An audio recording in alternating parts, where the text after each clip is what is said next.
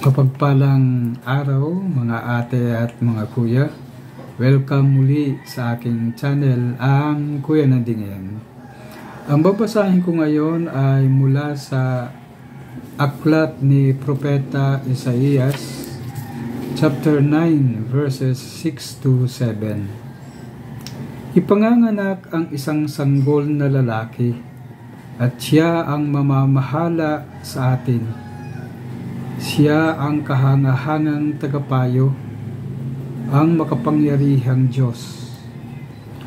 Walang hanggang Ama, ang prinsipe ng kapayapaan. Malawak na kapangyarihan at walang katapusang kapayapaan ang ipagkakaloob sa trono ni David at sa kanyang paghahari, upang matatag ito at papanatilihin sa katarungan at katwiran ngayon at magpakailanman.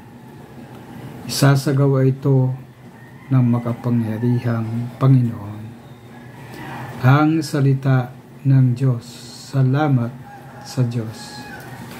Ngayon na ika-5 araw pagkatapos ng Kapaskuhan, at binibigyang pansin dito ni Propeta Isaías ang kadakilaan ng Diyos, ang kanyang kapangyarihan, na siya ang mamamahala, siya ang tagapayo at makapangyarihang Diyos. Walang hanggang Ama. Kaya napakagandang pagnilayan nito. Dahil kahit siya ay nasa forma pa rin ng sanggol, ipinapadama sa atin na ang kapangyarihan ng Diyos ay napakahalaga. Dahil nagparamdam ang Diyos mula sa salita na pagmamahal sa atin sa unang tipan. Ipinakita niya ang kanyang sarili sa pamamagitan ng pagpapakabuhay at pananatili sa piling natin.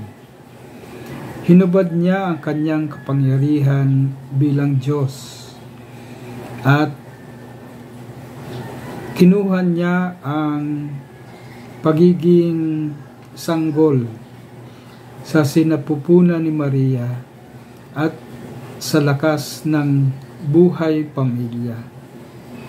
Napakahalaga ang buhay pamilya na naging kaagapay ng Diyos sa kanyang pagliligtas.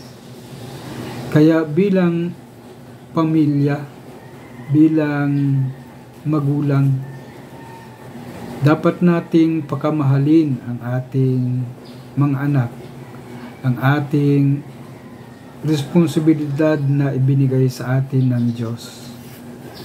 Na katulad ng Diyos ng pagmamahal, walang katapusang kapayapaan ang ipinagkakaloob niya sa atin sa kanyang paghahari, at maging matatag ang ating pananampalataya na may katarungan at katwiran ngayon at magpakailanman.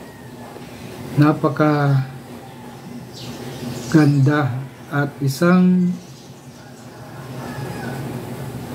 hope na naman, isang pangarap na isasagawa ito ng makapangyarihang Panginoon. Kaya nagpapasalamat tayo sa Panginoon sa kanyang kabutihang loob na patuloy niyang ibinibigay sa atin. Sana'y ang mga halimbawa niya ng kababaang loob, ang kanyang kabutihan bilang sanggol, ay manatiling magsimula sa pagpapanibago ng ating buhay ngayon at magpakailanman. Manalangin tayo. Panginoon namin Diyos, maraming salamat po sa pagbibigay mo ng iyong halimbawa ng pag-ibig na hinubad mo ang iyong sariling kapangyarihan at ipinadama sa amin sa pamamagitan ng pamilya at ng iyong pagiging sanggol na nakipanayam, nakipamuhay sa amin. Hinihiling namin ito sa pamamagitan ni Jesucristo kasama ng Espiritu Santo magpasawalang hanggan. Amen. At pagpalain tayo ng makapangyarihang Diyos, Ama, Anak, at Espiritu Santo. Amen.